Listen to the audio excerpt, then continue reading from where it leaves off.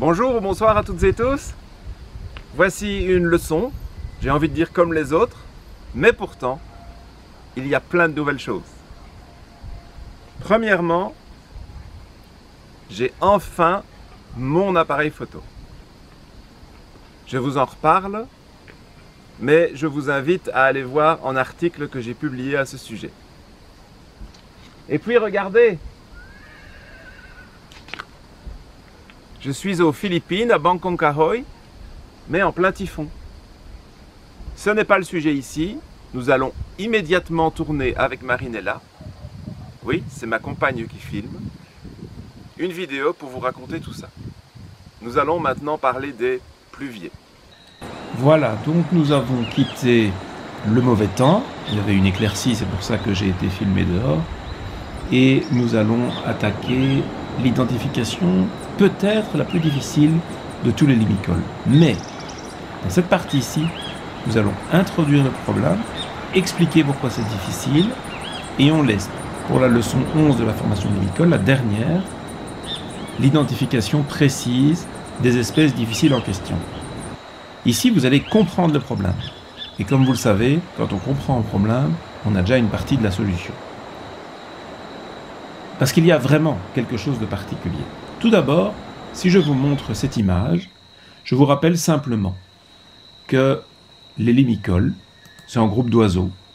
Un groupe d'oiseaux un peu artificiel dans le sens où il ne correspond pas à une famille ou un genre, ou à un ordre, mais naturel parce que presque tout le monde voit tout de suite de quoi on parle. Des petits échassiers, des petits oiseaux à longues pattes. On confond rarement avec les grands échassiers, comme les cigognes et les grues, et puis avec d'autres oiseaux. Bon, il y a quelques cas particuliers. Si vous avez des difficultés, je vous invite à aller revoir le début, notamment la première leçon de la formation limicole. Donc, dans cette première leçon, nous avons appris à reconnaître les différentes familles de limicoles. Il y avait par exemple les échasses et les avocètes, famille des recurvirostridés, que je n'ai pas illustré ici, que vous savez normalement tous identifier à ce stade. Il y avait aussi les glaréolidés, une de ces familles un petit peu plus subtiles, un peu moins typiquement limicoles. Et puis il y a les trois familles que je vous montre ici. Les burinidés, famille des édicnames, avec en France une seule espèce, l'édicname criard, qui est rare en Belgique, mais qui peut se voir de temps en temps, qui ne devrait pas poser de problème d'identification avec son gros œil, son bec épais, etc. Il est là à droite. Au milieu, j'ai mis en scolopacidé, précisément en bécasseau, quelque chose que normalement vous avez appris à identifier la semaine passée, ou depuis bien longtemps, j'en sais rien, tout dépend de votre niveau. Mais si vous avez des difficultés, je vous invite à aller revoir cette leçon qui est quand même assez détaillée, assez précise, sur les bécasseaux. La leçon 34 de la formation des oiseaux de France, ou la leçon 8 des limicoles. Aujourd'hui, on va parler des charadriidés, en particulier des pluviers. On a déjà parlé des gravelots ici à gauche. On a parlé des vanneaux. Si vous voulez, les gravelots, c'est les tout petits, ils sont assez bien contrastés, mais ils sont quand même rondelets. Les vanneaux, c'est les grands, assez allongés, et qui ont des plumages contrastés, mais les parties colorées sont assez unies. Alors que les pluviers, donc c'est là où il y a deux flèches, tout en bas, vous voyez, ils sont comme mouchetés, striés, que les vanneaux ne sont pas. Si vous avez des difficultés quand même, c'est pas une honte, il y a des leçons qui vous l'expliquent, mais si à ce stade vous avez du mal de reconnaître un pluvier dans vanneau, eh bien, il est conseillé de refaire la formation limicole dans son ensemble. Vous apprendrez beaucoup. Donc sur mon schéma, il y a, par rapport au pluvier, à gauche le pluvier argenté avec son bec assez épais, et à droite le pluvier doré avec son bec plus fin et pointu. On pourrait dire la leçon est finie. En fait, elle est presque finie, mais elle ne fait que commencer. Vous allez comprendre. Tout d'abord, si vous ouvrez un guide de terrain, le guide Ornitho par exemple, vous allez voir 3 pluviers réguliers en France et non pas 2. Ici, j'ai pris un livre pour vous montrer d'Arménie, voilà, pourquoi pas, Eh bien, c'est pareil.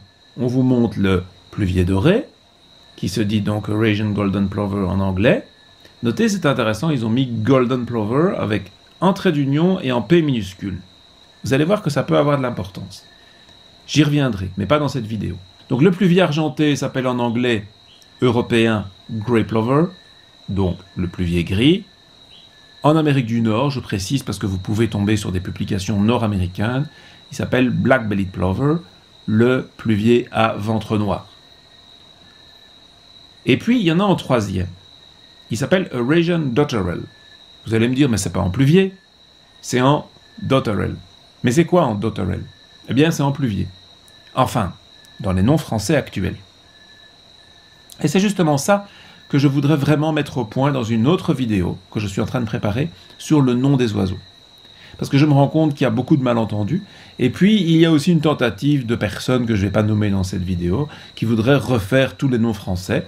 Ils croient que c'est utile et ils se trompent lourdement et surtout, ils vont rajouter de la confusion là où il y en a déjà parce que personne ne va les suivre, évidemment. Le Eurasian Dotterel, c'est le pluvier guignard. Alors, qu'est-ce que c'est que le pluvier guignard? Vous allez me dire, c'est un pluvier de plus. Ah ben non. Si vous regardez différentes références scientifiques, vous verrez un nom qui est variable au niveau du genre. Vous allez voir Eudromias morinellus ou Charadrius morinellus. Mais Charadrius, ce ne sont pas les pluviers, ce sont les gravelots. Alors certains vont me dire, ah oui, mais en Amérique du Nord, j'ai vu le pluvier neigeux, il s'appelle le Charadrius nivosus. Ah ben c'est justement pour ça que je voudrais vous faire une vidéo. Si on veut être cohérent, c'est une vraie question parce que les noms français doivent-ils être cohérents? Eh bien, les oiseaux du genre Charadrius ne devraient pas s'appeler pluvier pour deux raisons. D'abord parce qu'il existe déjà un nom qui correspond strictement à ce genre, c'est gravelot. Donc pourquoi aller lui mettre un nom différent qui correspond à un ou d'autres genres? Et puis il y a une autre raison, c'est que les vrais pluviers, c'est-à-dire le pluvier doré et le pluvier argenté, pour ceux que je vous montre ici, ils sont tellement différents des autres charadriidés, c'est-à-dire des vanneaux et des gravelots, qu'ils méritent probablement d'être carrément dans une autre famille. Or, quand on met des oiseaux dans des familles différentes en français, on essaye toujours de distinguer les noms. C'est comme ça que vous avez les bruants lapons et bruants des neiges, pour ce qui concerne les espèces européennes, qui sont devenues plectrophanes lapons, plectrophanes des neiges. Vous avez la mésange à longue queue qui est devenue l'orite à longue queue. Vous avez la mésange rémise devenue la rémise penduline. On a changé tous ces noms pour que le nom de genre, le premier mot de la particule, si vous voulez, eh bien, corresponde au moins à la famille. Donc si les pluviers, les vrais, pluvialis, il n'y en a que 4, on va en parler de ces 4, sont dans une autre famille, aucun charadriidé ne devrait s'appeler pluvier. Alors on va peut-être chercher des noms un peu bizarres pour les oiseaux comme le guignard, mais Charadrius, pas de problème, on a le nom, c'est gravelot. Alors, est-ce qu'il faut mieux considérer le pluvier guignard comme en Eudromias ou Charadrius? Et si on l'appelle Charadrius, faut-il l'appeler gravelot? Gravelot guignard? C'est possible. Ce n'est pas tout à fait le sujet de la vidéo. Le pluvier guignard, de façon générale, ne pose pas trop de problèmes d'identification. Il est assez différent des autres pluviers, forcément, puisque c'est pas un pluvier. C'est pour ça que je vous ai dit, la leçon est presque finie, et en même temps, elle ne fait que commencer, parce qu'il y a plein de petits problèmes comme ça. Donc, premier problème, on va dire le faux pluvier guignard. Ceci dit, votre guide de terrain, vous voyez les dessins là devant vous permettent de l'identifier assez facilement. Notez le sourcil très marqué derrière l'œil, qui contraste avec la calotte foncée, même en plumage internuptial, qui devrait vous permettre de l'identifier quand vous le voyez correctement. Et quand on le voit en vol, très souvent, c'est le cri qui nous permet de l'identifier. Et ça, les cris, c'est dans la formation limicole. On ne va pas les faire ici, dans le cadre d'une leçon commune avec les oiseaux de France. Alors, une fois qu'on a compris ça, on a compris que les deux pluviers, les vrais, ils sont très différents des autres charadriidés, d'une part, et puis on voit là devant nous, je vous ai déjà montré la photo tout à l'heure, bon, en plumage internuptial, juvénile, ils peuvent se ressembler, mais enfin, il y a une différence considérable au niveau du bec, qui est quand même une des premières choses qu'on regarde chez les oiseaux, je vous rappelle. On pourrait s'arrêter là. Ce serait une leçon très courte, mais je vais rajouter une petite information pour vous donner un avant-goût de la suite, et vous donner aussi envie de creuser la classification. Attention, ce que je vais expliquer ici, je vais considérer que vous l'avez compris. Si vous avez des questions, évidemment, vous les poserez sur les groupes vous êtes les bienvenus, parce qu'il y aura des questions aux exercices correspondants. Je vais vous expliquer ici un concept qui souvent est considéré comme compliqué. Je vais essayer de le simplifier au maximum pour qu'il soit très facile à comprendre, et les exercices seront extrêmement faciles. Avant de revenir au pluvier, je vais vous montrer un cas que vous connaissez, je vais dire sans connaître. On en a beaucoup parlé, c'est le chevalier guignette, que je vous montre ici à l'écran. C'est la page de Birds of the World, on va dire la Bible des ornithologues. C'est pour ça qu'elle est en anglais, mais voilà, ce qui compte ici, c'est la carte de répartition. Et donc vous voyez que le chevalier guignette, eh bien, il niche en Eurasie, et il hiverne en Afrique et dans le sud de l'Asie, jusqu'en Australie, rien de particulier. Et puis, on a vu le chevalier grivelé, on a parlé de la distinction avec la longueur de la queue, etc. Je n'y reviens pas, vous avez des pages comparatives, et vous voyez que lui est strictement américain. Évidemment, si c'était comme ça, on ne devrait jamais les identifier. Mais de temps en temps, il y en a un qui traverse l'Atlantique, voire le Pacifique, via les Aléoutiennes, etc. Et on peut voir, dans l'aire de répartition de l'un, on peut voir l'autre. Et dans ce cas-là, on se pose des questions d'identification. Mais si on oublie ici une seconde l'identification, et qu'on met les deux cartes de répartition ensemble, sachant que les cartes n'ont pas été dessinées exactement de la même façon, peu importe, on pourrait dire que c'est la carte de répartition d'une seule espèce. Pourquoi finalement est-ce que ce n'est pas la même espèce? Juste parce qu'il y en a un qui a des taches au printemps ou l'autre pas? Eh bien, sans doute. Je pense que si le chevalier grivelé n'était justement pas grivelé, qu'il n'avait pas ces taches, qui sont pourtant en tout petits détails au niveau génétique, on n'aurait peut-être jamais remarqué que c'était deux espèces différentes. Ou en tout cas, très tard, on les aurait considérées longtemps comme la même espèce. Pourquoi pas, puisqu'ils ont des aires de répartition complémentaires? Qu'est-ce que je veux dire par là? Eh bien, je vais vous montrer deux oiseaux qui se ressemblent comme deux gouttes d'eau, que vous avez sans doute des difficultés à identifier quand vous les voyez sur le terrain, en France, en Belgique, en Suisse. C'est la mésange boréale et la mésange nonnette. Pourquoi ces deux oiseaux qui se ressemblent autant ne sont pas considérés comme la même espèce? Eh bien, la réponse est assez originale, mais en fait très simple. Parce qu'elles ne se considèrent pas comme la même espèce. Et comment on le sait? Eh bien, parce qu'elles vivent ensemble, c'est-à-dire qu'elles ont des cartes de répartition qui se chevauchent. En termes scientifiques, ça se dit, elles sont sympatriques. Donc, quand elles vivent dans la même forêt, dans le même marais, sur la même montagne, elles ne se considèrent pas comme la même espèce. Elles ne défendent pas leur territoire par rapport à l'autre et vice-versa. Et elles ne s'hybrident pas, ou exceptionnellement, comme n'importe quel oiseau quasiment peuvent le faire, même s'ils n'ont rien à voir. Donc, comme les deux oiseaux ne se considèrent pas comme la même espèce, on est obligé de les considérer comme des espèces différentes. Par contre, regardez la mésange nonnette là, il y a des populations séparées. Une dans l'Est là, et une dans le paléarctique occidental. Mais elles, on pourrait dire, ce sont deux espèces. Je n'ai pas mis les dessins, tout ça, c'est juste pour le principe ici.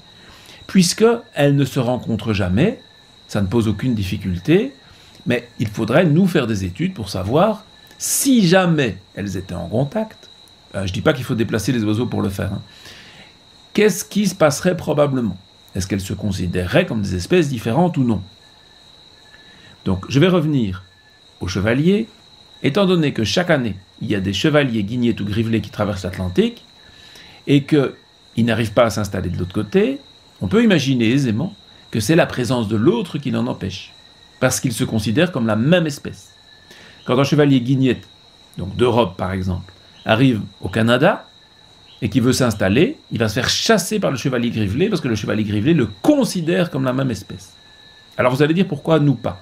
Eh bien parce que je ne vais pas vous l'expliquer ici, je l'explique en long et en large dans une vidéo sur la taxonomie, et donc je vous invite à aller voir cette vidéo, qui sera d'autant plus facile à comprendre si vous avez suivi celle-ci. Je vous mets évidemment le lien dans la description, dans la page des exercices, etc., pour que vous vous y retrouviez.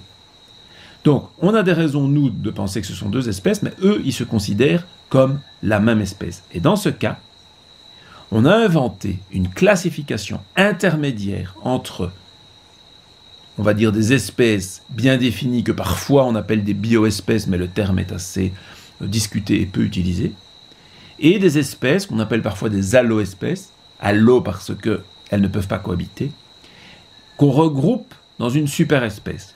Vous allez me dire que vous êtes perdu avec ce que je viens de dire. Bon, vous avez raison, j'ai été un peu trop vite. Recommençons à zéro. Quand vous avez deux espèces très très proches, au point que lorsqu'elles se rencontrent, ce qui n'est pas la situation habituelle, elles sont allopatriques, c'est-à-dire qu'elles ne cohabitent pas, c'est le contraire de sympatrique, donc des espèces géographiquement séparées. Quand on a par chance l'occasion de les voir côte à côte et qu'elles se considèrent elles-mêmes comme la même espèce, parce que quand le mâle d'une espèce chante, la femelle peut venir, ou un autre mâle, un mâle de l'autre espèce vient et ils se battent, par exemple, ça ce sont des signes qui se considèrent comme la même espèce, mais qu'on a des raisons génétiques ou autres, comme je le dis, c'est pas dans cette vidéo aussi, de considérer que c'est quand même des espèces différentes, ou simplement elles ne se ressemblent pas du tout, comme le chevalier grivelé en plumage nuptial et le chevalier guignette, ils sont trop différents. Nous, on veut les considérer comme des espèces parce qu'on peut les identifier, etc., on peut bien les distinguer. Eh bien, on va les regrouper dans une super espèce. Et on donne un nom à cette super espèce. Alors, chez les ornithologues, on met des crochets, alors que dans les autres sciences, en général, on met des parenthèses, mais peu importe. Et donc ici, on va l'appeler la super espèce, il n'y a pas de nom français pour une super espèce, Actitis crochet hippoleucos.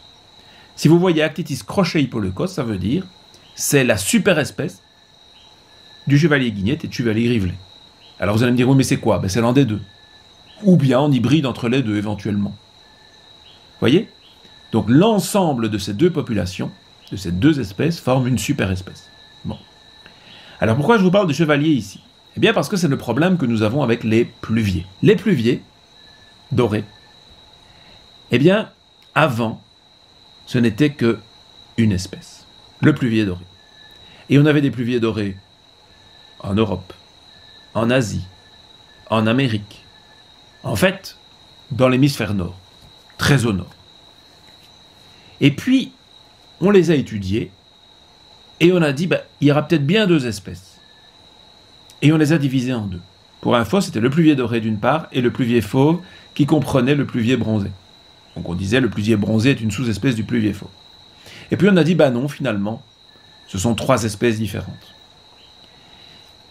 C'est très intéressant comme cas, mais le problème, c'est que maintenant, on a des difficultés pour les identifier. Forcément, c'est les mêmes, enfin presque. Alors, pour faire vraiment très simple, je vous ai dit, je voulais que vraiment vous puissiez comprendre, même si vous n'avez aucune expérience de ça, et puis vous avez des documents pour creuser, je vous en offre. En réalité, le plus différencié des trois, c'est le pluvier bronzé. Il est basal du clade. Alors là, vous allez dire, ah non, pas en vocabulaire comme ça. Vous pouvez aller voir dans le lexique, j'explique ces mots. Non. Ce que je veux dire, c'est que, si vous voulez, vous avez des embranchements.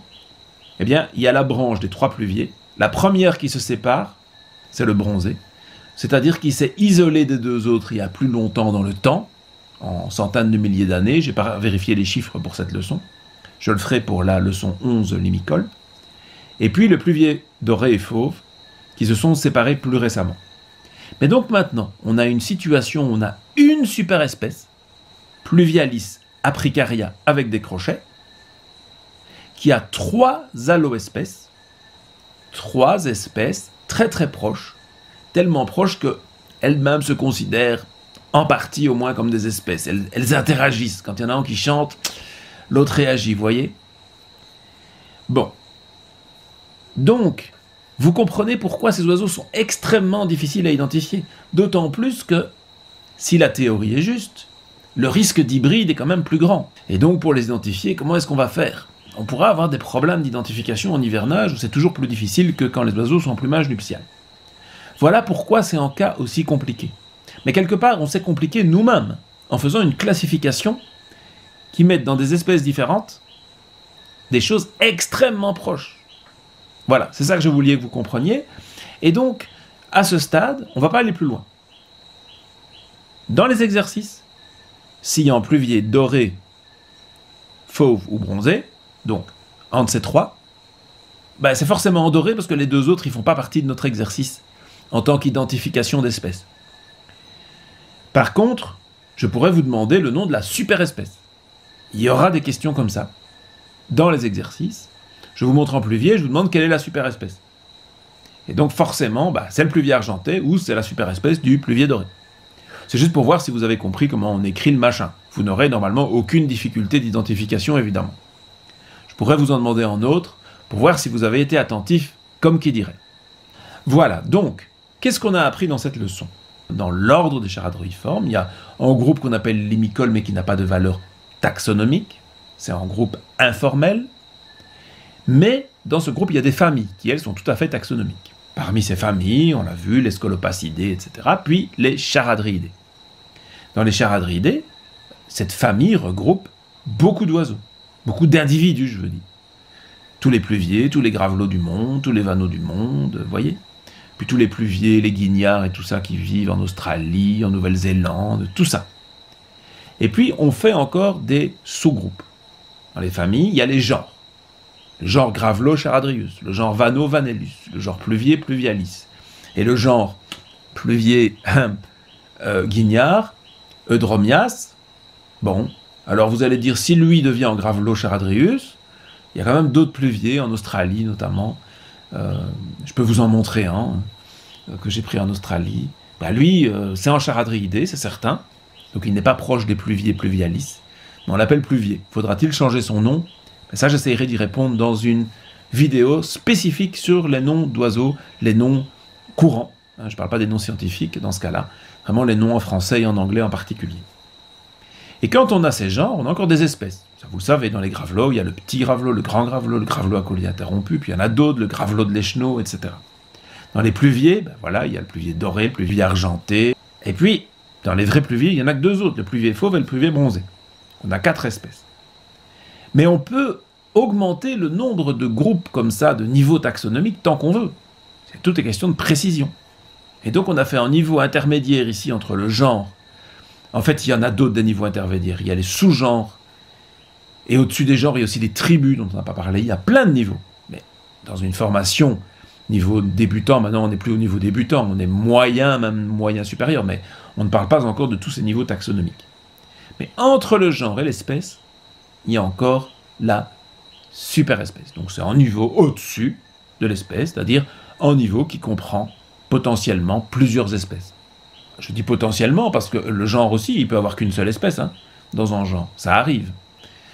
Donc, ce niveau-là, je vous en avais jamais parlé, et je vous en parlerai plus pendant la formation des oiseaux de France, mais je voulais au moins qu'une fois dans votre vie, vous ayez entendu parler de ce concept, et il est très intéressant en fait, quand on s'intéresse au comportement des oiseaux, parce que pour comprendre le comportement des oiseaux, surtout quand ils sont en contact, comme le pluvier doré et le pluvier fauve en Sibérie, ou d'après ces cartes, le pluvier fauve et le pluvier bronzé en Alaska, j'avoue que je n'y connais rien sur l'Alaska, j'ai pas été voir ce qui se passait, eh bien, quand ces oiseaux sont très très proches, il y a différents types de comportements, et pour catégoriser ces différents types de comportements, eh bien, la superespèce est très intéressante.